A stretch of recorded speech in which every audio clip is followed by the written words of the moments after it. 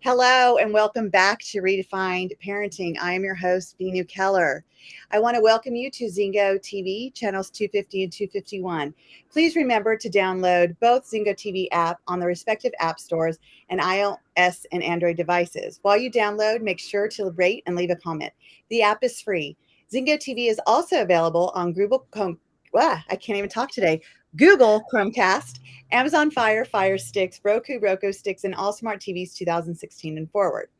Today, I have an amazing guest, and I know I say that all the time, but this guest is really, really amazing because not only has she been my mentor, but she's been my coach for a couple years now, and she's really helped me to understand my parenting even at a deeper level. And so I wanted to bring her on today because I wanted to have this discussion. One of the things that she's helped me understand is how to get back into my center. And when things are in disarray with my kids and, we're feeling unbalanced, like a lot of us parents, sometimes we get in this unbalance of life. And so one of the things my coach has helped me to realize is there's always a center you can get back into. So I've asked her, instead of me giving you all the greatness of her wisdom, I've asked her to actually come onto the show and really just dive deep into this and help all my listeners out there realize that imbalance happens when we're parenting, but there is a center we can get back into. So without further ado, Linda, welcome to our show. Thanks, Venu. Very excited to be here today. I have a weird accent.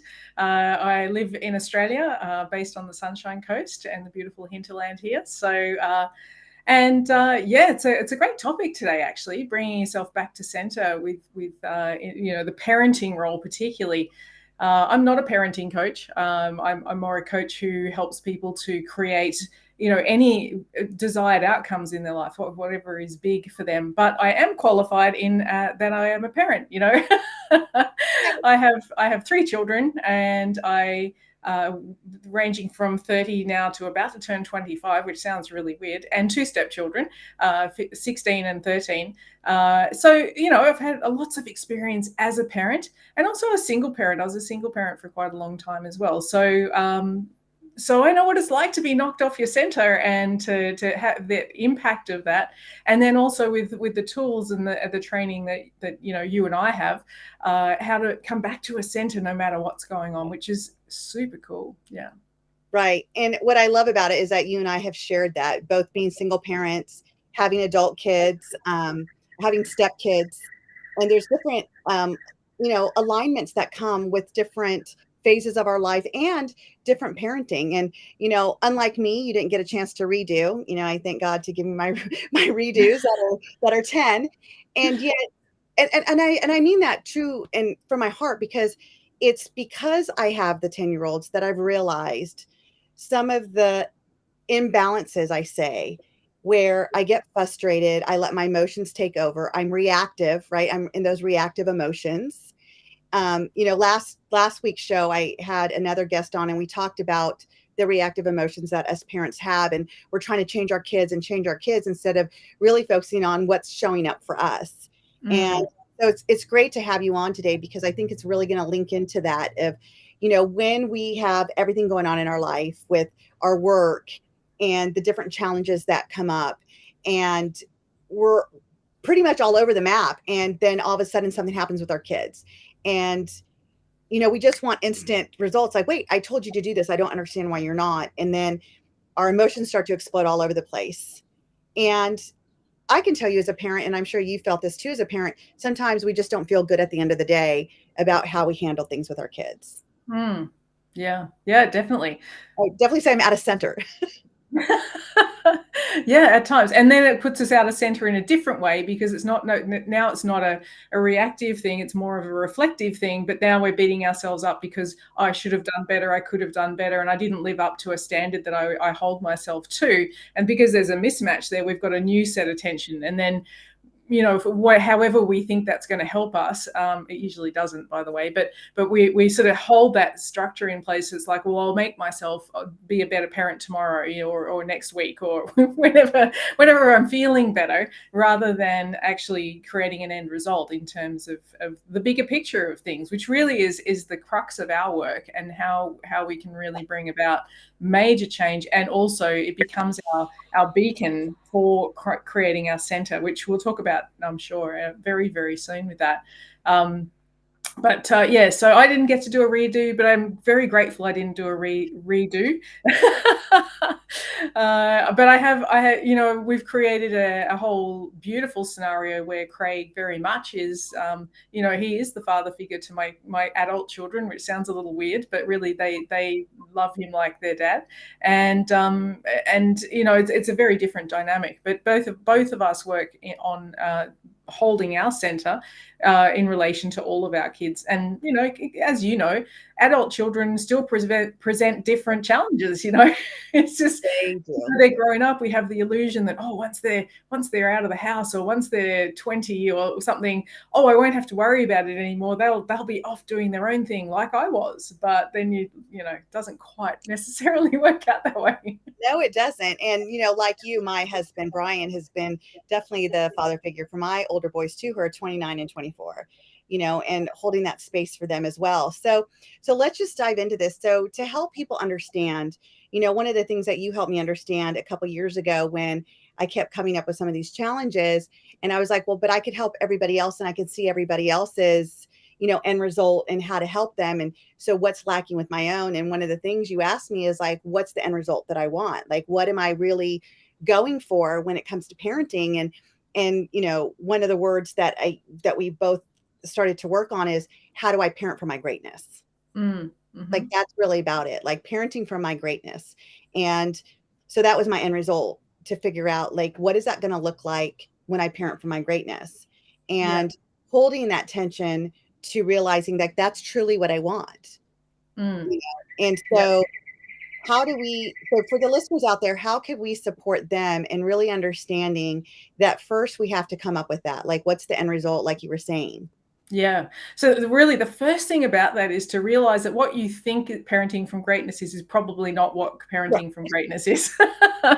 So, because what we think is things like, well, I'll know I'm parenting from greatness because my children are well behaved, or, everything falls together really easily and we're out the door in time for getting on the school bus, or getting, to whatever it happens to be. That's the evidence that I'm looking for. I'll know that, and there's complete tranquility in the house, and there's, all these weird standard of measurements that we come up with, that we then go, well, then I must be parenting from greatness. But that's actually not what it's about. It's about creating a focus of, what's the big thing? Like, why on earth did you come here to be a parent? What did you come here to impart to the generation below you, the ones that are coming through you and living with you, and however you choose to see it? I like to think my kids chose me as their parent. I know that for some people that sounds a little weird, but I like saying that. I also like saying it when they try and blame me for something. It's like, yeah, but you chose me. So it sort of becomes handy. But really, to be serious, if we can come back to a point of going, okay, so what is it that I'd love to create in relationship with my children and these beautiful souls that have come through me and to have joined me in this creation? So that's the first thing, is what am I creating? I'm creating a relationship primarily, aren't I, to begin with? I'm creating connection with beings that, I really want to see them flourish in the world. I've got a vested interest in it, to see that there's a creation that together we actually bring forward something bigger in this world, and not because they have to, there's no obligation, but just to be part of that creation. We're creating like we would for art, which sounds again a little weird, but we're creating for art's sake. We're creating for creation's sake. We're creating for the joy of the experience of the bigness of that. And so rather than looking at problem solving, like better behaved kids, more organized, or this, that, and the other, if our bigger vision is to create that, then that reframes where we come from with everything. So if the kids are mucking around and they're supposed to be getting ready for school, we could jump into, the control and the manipulation to shore up how it looks like right now. Or we could orientate, how am I trying to create my end result in the greatness, the bigger picture of things. And if I'm in that, then how does that parent behave? How does that parent, where do they come from? And they have to come from a center. They have to come from that point where the original point of creation came from. It can't come from a management and outside control scenario, because in a way, you'll notice, and this is an epiphany moment. I'll just come back to when I was a single parent. I'd probably think I'd only been a year or so single parenting, and the kids were mucking around getting ready for school, and I had a very tight timeline. I actually had a day off, which was really super cool. So I was going to drive them to school, and I had a few appointments lined up to do some self-care and everything, and I was feeling a little indulgent. At the same time, they're mucking around, they're running late. The lunches aren't in their lunch boxes. They're not dressed. Someone's lost a shoe. Someone else has decided to have a fight with a teddy bear and whack someone else over the head. And all this stuff's going on. And I just felt the rage. I felt the tension. I felt everything coming up in my body. And next thing, I am down in their wing of the house, and I'm yelling, and I'm slamming doors, and I am just going like a banshee at these three kids, right? And they're only like 6, 9, and 12, I think, at that stage, or not even that, actually, it'd be younger than that. Anyway, young kids. I'm carrying on like a banshee. And in the back of my mind, this voice somehow got through that said, "What are you doing? Like, what are you doing? You are just carrying on like a 2-bob watch right now." So I'm observing myself, and I'm still doing this thing. And at that moment, I went, there's 2 of me in here. There's this raving lunatic trying to get something to happen. And then there's this calm, like, what on earth are you doing? Part of me. So I had this awareness of the 2. And I still continued to rant and rave until I finished that, because I felt like I'd started something I needed to finish. So I did that, right? But next time it came up, it was a little bit more like there was a pause. There was like, oh, I actually have a choice right now. Do I need to go into the rant, raving, lunatic mother, or can I actually just stop for a moment and actually tune into the other side? And I didn't know what I was doing. I had no idea about these sorts of things. But in those moments, I gave myself a chance to stop and to just take a little bit of a breath or take a bit of notice. I'm like, okay, there is another part. There is another option. I don't have to do this. And what it did is it freed me up to question what I was really going for. Because in that moment, I was trying to look like the good mum who had all of her stuff together, who got the kids to school on time, who wasn't late, who they actually had the right shoes on. They were wearing the right shirt for the day. They were doing, they had their lunch. All these things, I was trying to make it look like I had my stuff together. And that was the most important thing to my egoic side. Whereas my greatness was like, if I ask that side of me in those moments, it's like, I don't care if they wear a pink tutu to school as long as they get there. And even if it's 15 minutes late, it doesn't matter. No one's going to die because we're a little bit late. So I started to become aware of this other side, and that there is a point that feels a lot more centered than the one that's really trying to manage and create an illusion of something. Now, in reality, what was going on? Well, I was trying to negotiate what life is like, running a business, running a household, being a single mum, having no support. I spent my weekends on a ride-on mower because we had acreage to take care of and things like that. Things that just sort of, I found myself in a life situation. Of course I was stressed. But there was still the option of the centering that was available to me, rather than the raving banshee trying to look like she had her stuff together. You said something that was really important, I think, is that we have that egoic state. And I think a lot of us spend time as a parent because we want to know we're the right parent. We want to know we're a good parent. We want to know we're a great parent. We don't want to know that we're failing as a parent. And I feel like we're always trying to escape being a failure as a parent.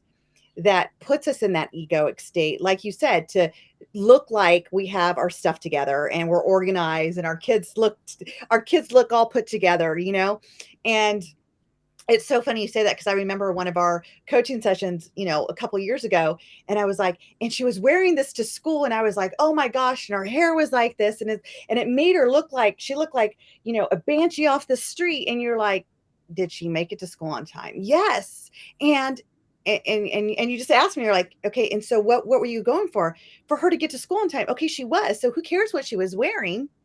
And it was in that moment I realized I was up against that egoic of what is other people going to think about me? What story are they going to create about my parenting? And oh my gosh, if she's a parenting coach, look at her own kid.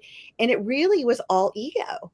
It had nothing to do with looking at, you know, if I really wanted a great morning, what would look like is a nice and peaceful, calming feeling that my daughter's going to school with. Forget what she's wearing, that she is settled for her day, to concentrate more on what is her day going to look like versus my mom is upset because I'm looking like this. My mom already said my hair looks like a banshee. Oh my gosh, like instead of creating that roughness because of my ego, instead of asking my creator, like, am I genius? What would I've wanted for that moment? What was more important in that moment? Which literally changed the whole trajectory now. And this has been over 2 years now. So now, and you'll probably like this, I let her mismatch. I let her wear the wrinkled clothes, like, because that's not important now. Yeah. Yeah. It's not. I check back into, like you said, like, what is my genius wanting? Like, what am I truly wanting in this moment, in this morning, for the rest of the day? Like, you got the whole day. Like, this is just a moment that we're focused on, and I'm making it about what other people think. Absolutely. And it's so big and it has so much gravity right now. And when you go to that higher place, when I was talking before about what's your vision as a parent, like think about in 20 years time, what's the vision for that? What have you created with that child? And for me, those moments where they go together, you go to school looking like a clown, it's like, that was hilarious. Like we look back on it and we laugh. In the moment, it's like, no, what does it mean about me? What does it mean? What are people going to think? What's the who cares? Like seriously, if it doesn't align with the bigger vision of everything, any of that tension that we think has all the gravity and all the importance actually has none. It really doesn't. Right. Yeah. So when we get to this point, for people that really aren't familiar, that we do have two different orientations going on in us, right? So you and I, we do the work, so we understand this. But for people that don't, like, they wake up and they have this expectation of what their morning's supposed to look like the minute that it goes in disarray. How do we support the listeners out there to really understand how to change that, how to get back into center? What does that even mean to be back into your center? Well, I think the first thing to realize is that when we feel things are going into disarray, and when we're sort of becoming aware of that, it's almost like the cat's already been let out of the bag. Like the horse has already bolted. I'll use all the cliches. Like when we're aware of a sense of, I've got to do something about this, something's already happened. So what really happens for us when something comes up, we actually feel something in our body first. There'll be tension, whether it's I'm starting to feel angry, I'll start to feel powerless, I start to feel hopeless, whatever it is, you'll feel something in your body. And if you can start to recognize that earlier and earlier, you can start to then question, what are you making it mean about this moment? What are you defining as happening in this moment? What meaning are you assigning? And, is there anything to do about it? And if that's the case, well, then you might find something to do about it. But if you can sort of nip it in the bud quicker than later, then of course it doesn't get a chance to sort of build the momentum that me being the screaming banshee at the kids while they were throwing teddies and things, that had already long gone. Like I probably should have tapped into that an hour before. I'm feeling tense today. Let me address that. And it was primarily probably because of my tension around other things that were going on in my life, not even about what the kids were doing. And as we know, kids tend to respond to energy. They're a little bit like animals. If the dog knows when you're upset, the cat understands. Everything gets it, right? The kids do pick up on as well. So if you're in a bit of a tiz and you're putting that sort of energy out there, they're going to start behaving in accordance with that energy. So we take responsibility for ourselves first of all. So where am I at with things? Just every now and again, just checking in on the barometer of what's coming up. Am I, where am I on the scale of things? And if I'm feeling some tension coming up, then just by looking at where I'm assigning meaning can actually depower it almost straight away. A lot of the time when we're actually going, oh, actually, I'm really nervous about such and such that's coming up, or I've got to have a meeting with my tax accountant next week. And it's really, I know I've got to do some things before that. And it's really starting to feel a little overwhelming, so we can start to then take some of the power out of what we think is the circumstance rather than, waiting till it all gets unraveled, and then we're trying to claw it back and we're trying to blame everything and everybody else. And of course, the kids are right there, and they kids are doing what kids do. So it's really easy to point a finger and say, it's your fault that I feel like this. And so now I need to change you from doing that so I can feel better. And then all of a sudden we end up in this exchange, because the kids then trying to assess where they're at with things, and how they're in trouble or how they can rectify it and all that sort of thing. And they may become, they may straight away do what you say, or they might rebel against it, because where we put in some force will often meet resistance in some way. So there's all sorts of ways that can play out, but it's actually, we're addressing a problem that wasn't the cause of the problem. We're addressing a symptom of the problem, if you like. Absolutely. And one of the things I love that you just said and you mentioned is like, where are we putting the power? And that's honestly like one of the questions that I ask myself on a constant basis, especially when I have any conflict. Like, let's just put the whole parenting aside. When I have any conflict going on in my life where there's the tension that does not feel comfortable, because it's angst, it's pure conflict. I have to ask myself, like, where am I putting the power?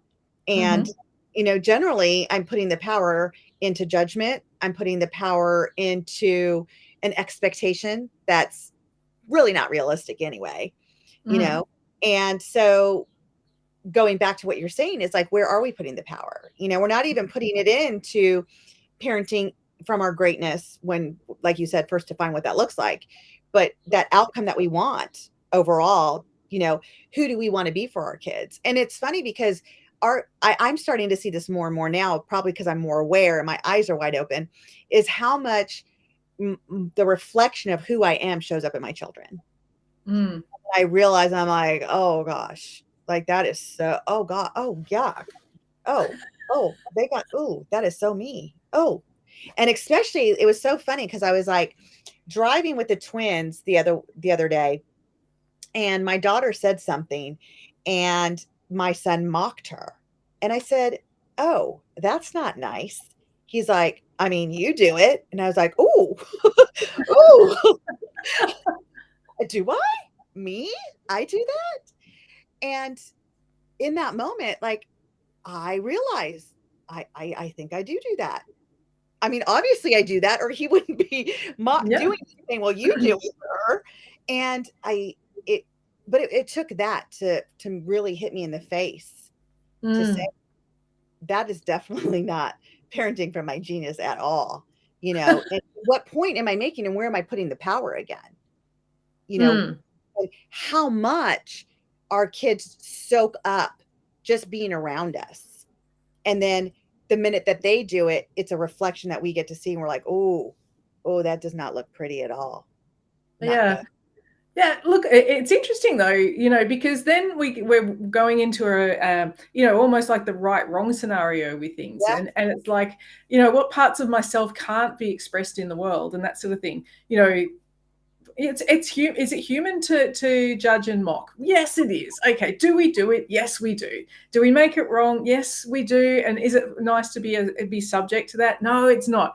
Okay, so that's cool to acknowledge, but it is still part of our humanness and part of who we are. So we don't necessarily need to, because as soon as we look at it and go, oh, that's wrong, I'll need to control that. Guess what? We've shifted our power into that too. So if we just go, okay, so as our kids beautifully do, they do a couple of things really well, is that they do mirror some of our shadow side. We look at it and we go, oh, wow, there's some of my dark side that I don't really want anybody else to know about. Right. And then we go, okay, well, you can't have that either. And then that becomes, it can become part of their shadow side. I'm not allowed to be like this. This is wrong, and all those sorts of things. And that's a whole other conversation, basically. But the other thing they're really good at doing is pushing our buttons, because they live with you, they observe you, they look at you, they know they see your values, and they're making their own observations in the world as to whether they want to adopt those values or they actually want to reject those values and create a new value based on what we call a void. So it's like, oh, mum cared for everybody and she worked her fingers to the bone and she was so stressed out. I'm not doing that. So my value now becomes about making sure that I'm looked after first, and then I'll, if there's anything left over, I'll look after everybody else, which might sound selfish, but it's like, we're all doing it. We're all using different things that we're observing growing up, and we're adopting values or we're rejecting them and based on and calling that a void. Well, we don't actually do that consciously, but we have a void, and then we create a new value for ourselves based on that. And then, of course, when we do that, either way, as parents, we're looking at that and going, oh, yeah, right, okay. That's not what I would do, or that's not, and we can make it wrong. We can try and go into controlling and say, that's not what I would do. That's not in alignment with my values, or that's not the right thing to do, thinking that's our job, is to teach them to be a clone of us, but it's not. Right. And it's funny because you're right. It's not right or wrong. However, it also shows that what has shown up to us that we don't even realize that we're doing, and can be perceived as not making someone feel good. I mean, it wouldn't, and I had our mentor William Whitecloud on here, a couple months ago, and we did talk about the good and the bad, the shadows that bubble up to the top that we have to suppress because we've been punished for it for so long, but it still exists, and it still shows its face because it needs to, like, it's a part of us that needs to. So, do you feel that part of that also, when that's happening and we're judging ourselves of what's right and wrong, how that also is taking us off balance and taking us also out of our center? Yeah, definitely. Because the only we're talking about the two parts of us. The part of us that's about the managing, the controlling, the I'm feeling tension, I've got to fix this issue, is the part that's assessing that. It's actually, if you go into that other side of you, that little voice in the back of your head of what are you doing, it actually has no judgment about it, right? That's your greatness side of things. That's your sense of center. And actually from there, when you live in that for a while, you start to learn that everything's allowed. It's okay to and therefore we're not actually putting power into things that are highly dysfunctional. So let's say, I'm just coming up with a valid example for this. So let's say that we make it really wrong that your son steals your daughter's sandwich, right? She's got a sandwich and he steals it, and you're like, right, well, and she's upset, and it's like, and then it's like, you can't steal, stealing's bad, and all this sort of stuff, and then his desires then have to be put on the back burner, rather than showing him functionally he can have what he wants. It's just best not to take it from someone else, because that has a bit of a negative consequence on someone else's experience and that sort of thing.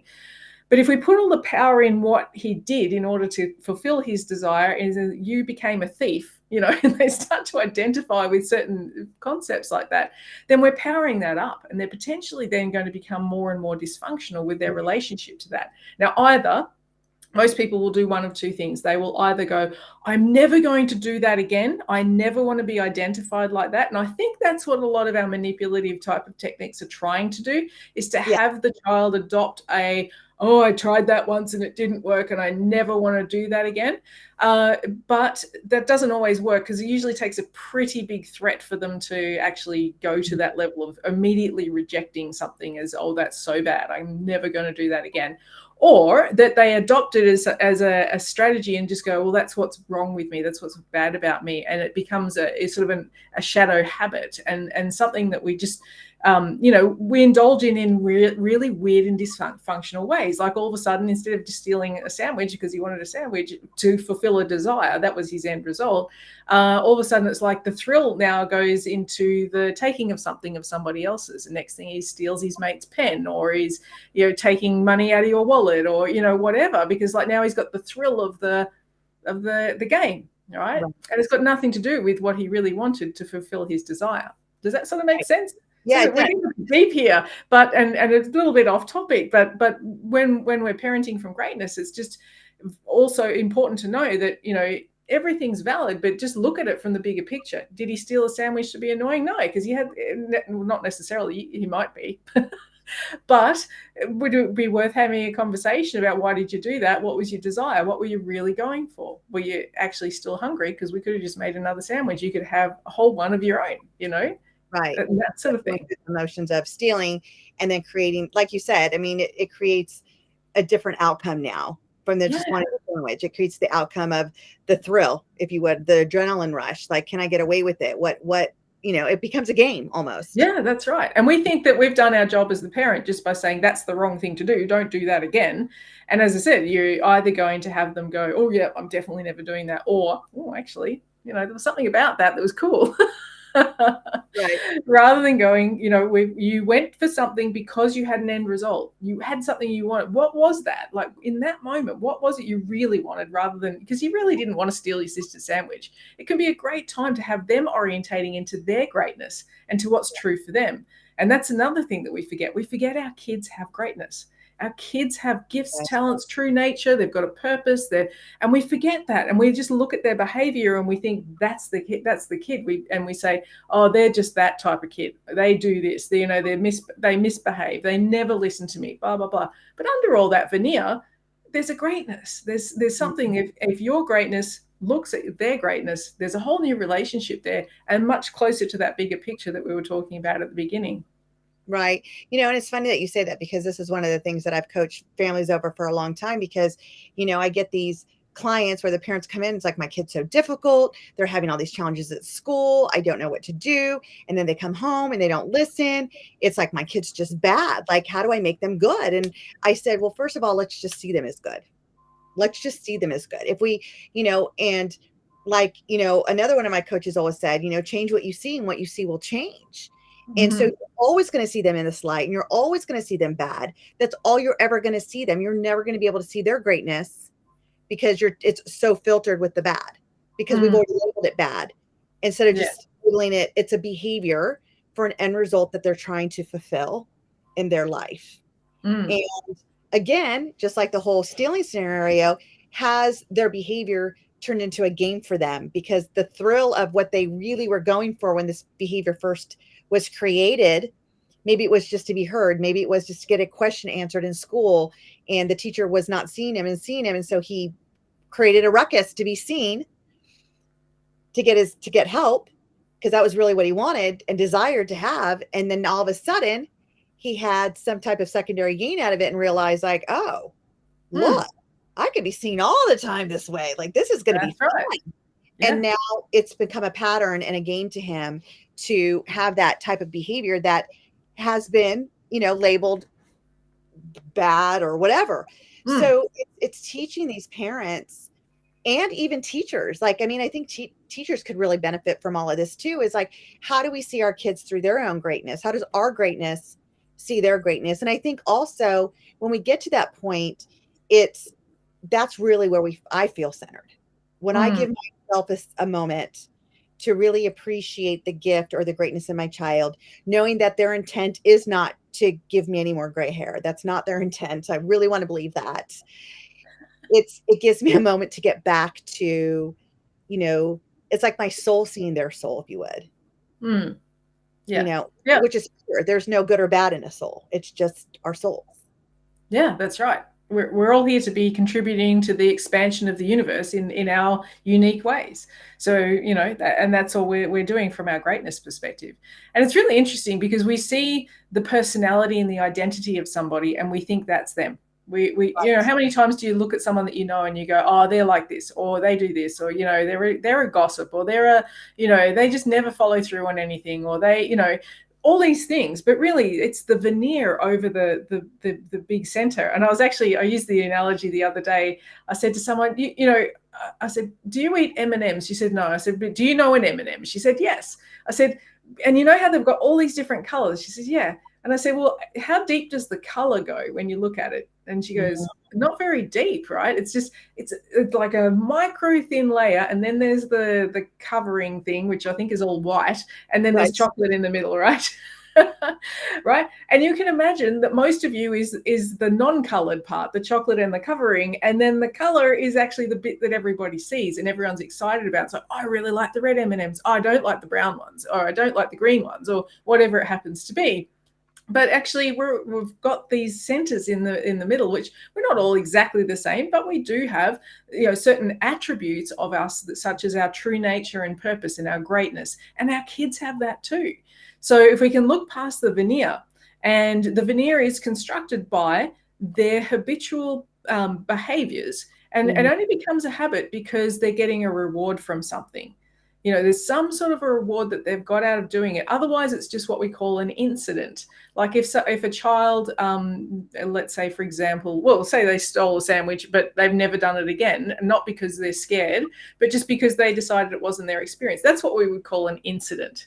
Right. Whereas if they continually steal everybody's sandwiches, then it becomes a behavior. It's a habitual incident. It's happened over and over again.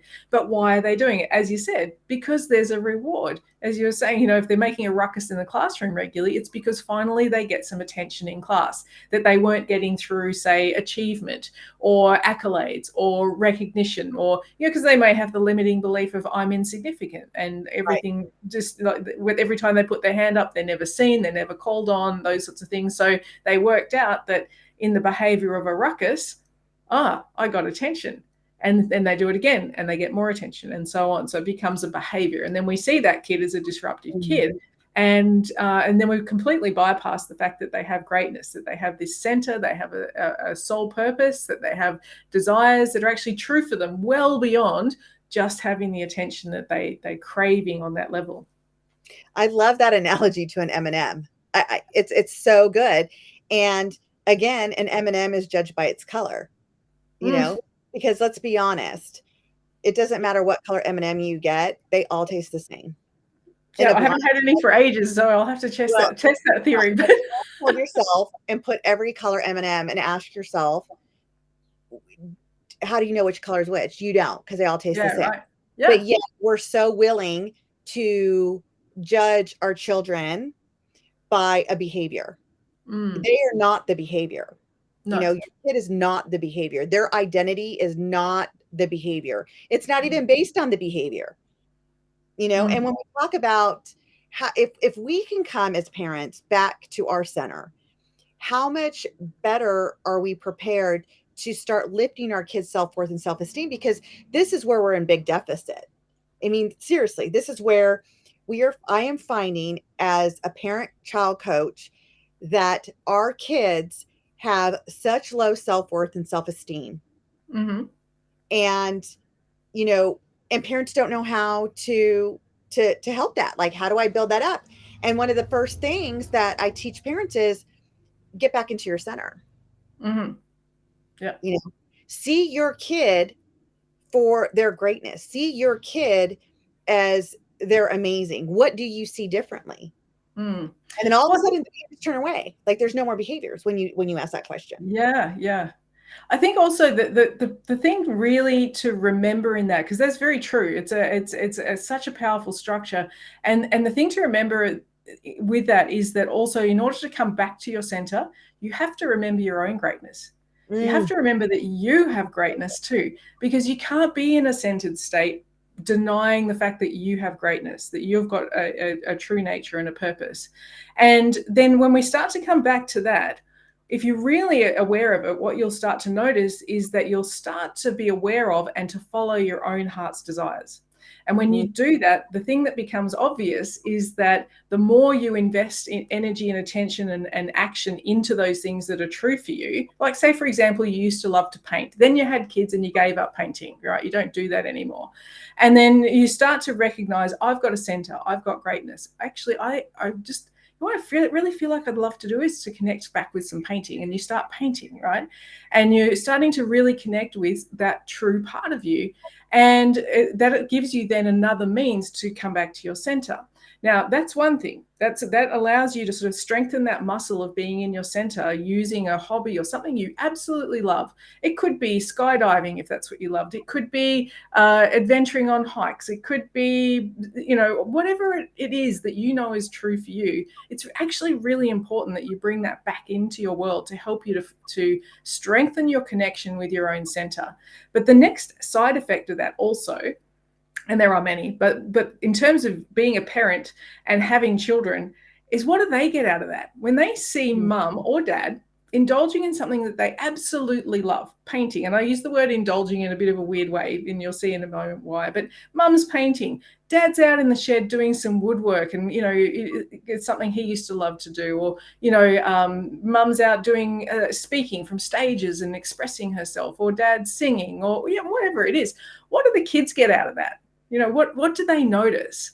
They notice that it's actually important to live from your heart and to live from your center. And they start to look for where their fulfillment comes from. Not how do I get attention so that I don't feel insignificant, but actually the way for me to come back to who I really am is to find what's true for me. What do I love? And next thing, the kids are painting and or whatever it is that's true for them. And I've always found that in my house, and that and it continues to happen.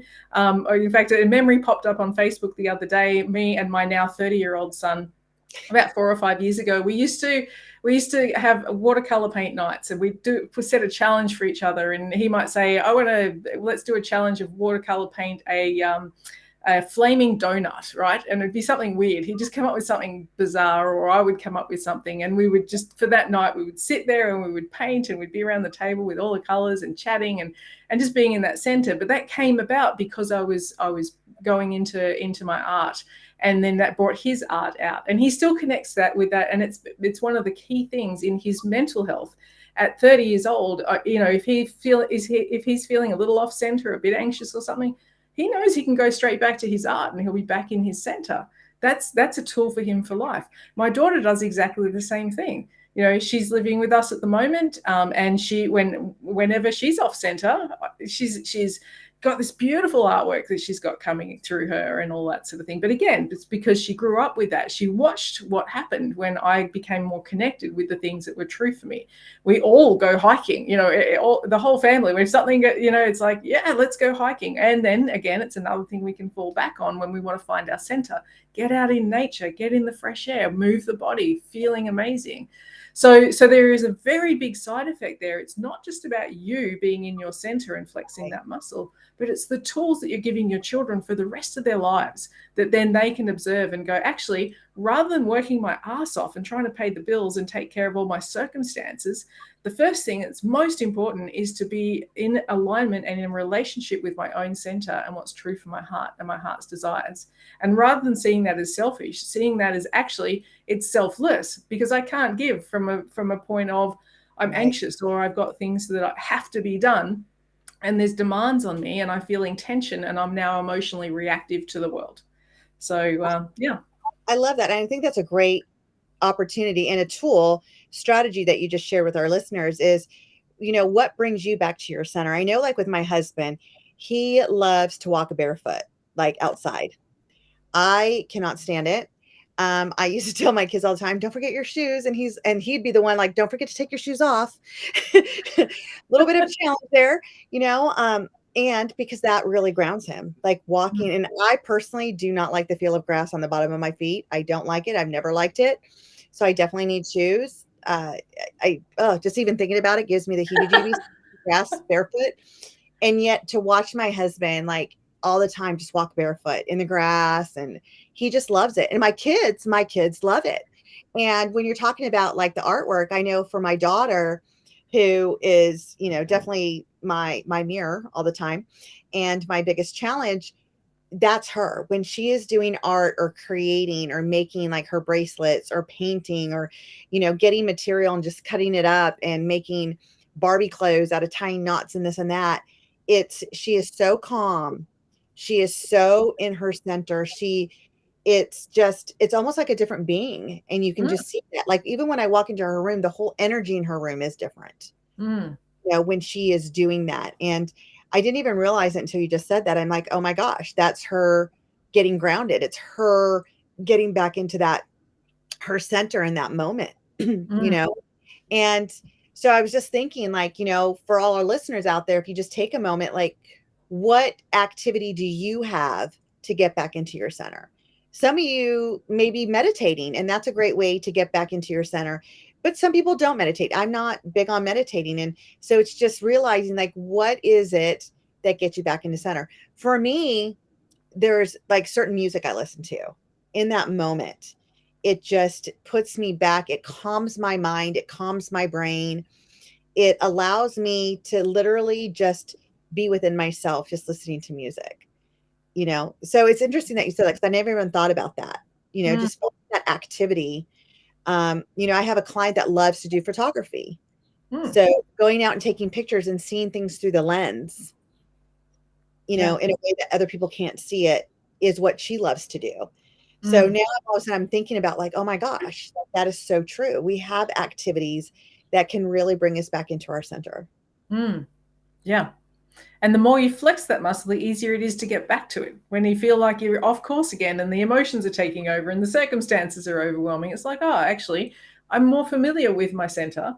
I can come back to it. And if you struggle, find the activity, go back to the activity or an activity. We've usually got quite a handful of them, actually. When you start to explore, it's usually not just one thing. There'll be other things that you really go, I really love this. This does, and you get the resonance of what it's like to be in connection with something that your heart calls you into, and that sort of thing.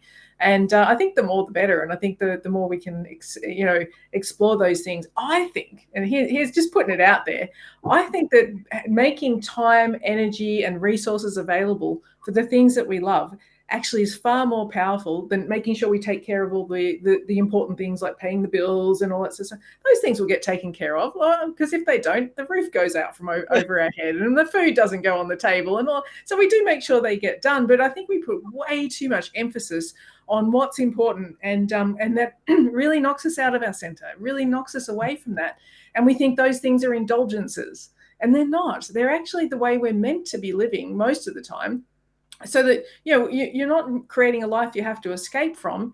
You're creating a life that you get up in the morning and you go, awesome, what a great day, here we are. And wouldn't you want your kids to wake up to that each day too? Like, what a great day, rather than, oh, I have to go to school, I've got an obligation. From the age of 5, they've got an obligation to fulfill.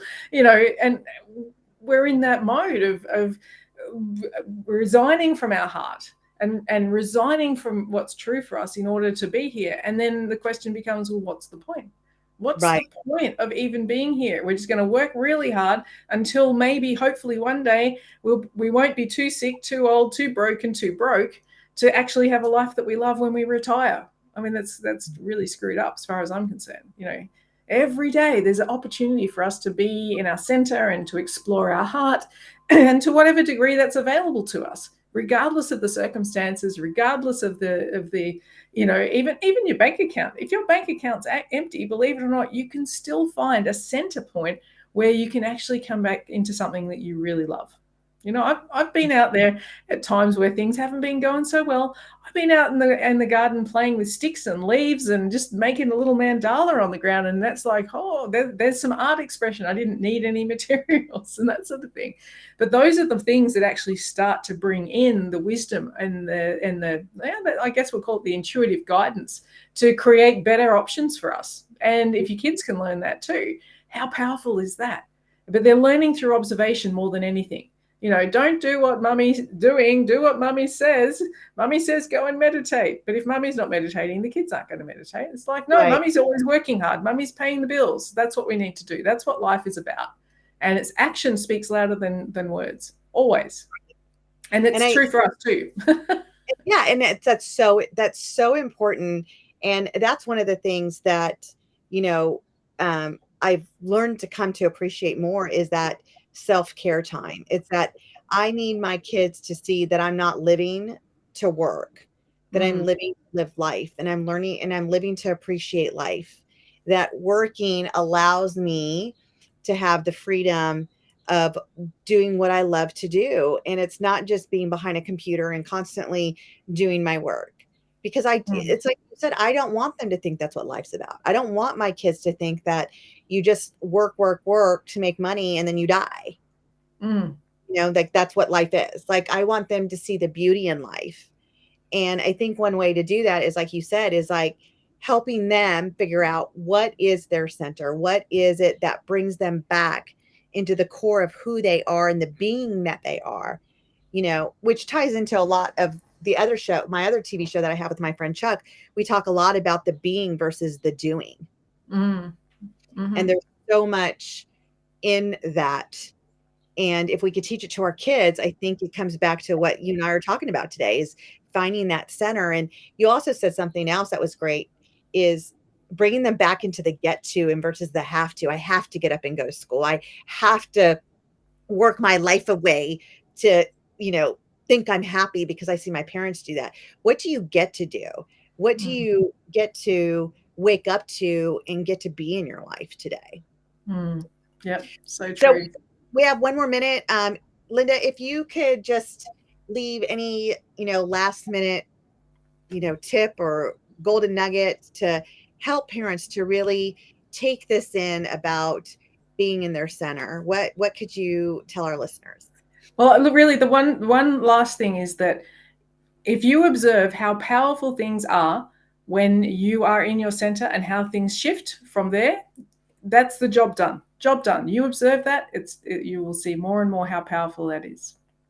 I love it. I love it. Thank you so much, Linda, for all your time and being here and sharing your pearls of wisdom. There's so much in there to unpack now. Thank you all for tuning in again. If you're finding value in our show, please check out my Facebook group, Redefine Parenting. Share it with someone else because it takes a village to raise our kids today. This show can also be heard on Spanglish Radio Network. Please check out www.spanglishworld.ca for all your news and programming. Spanglish World, watch it, hear it, read it, download it, and live it.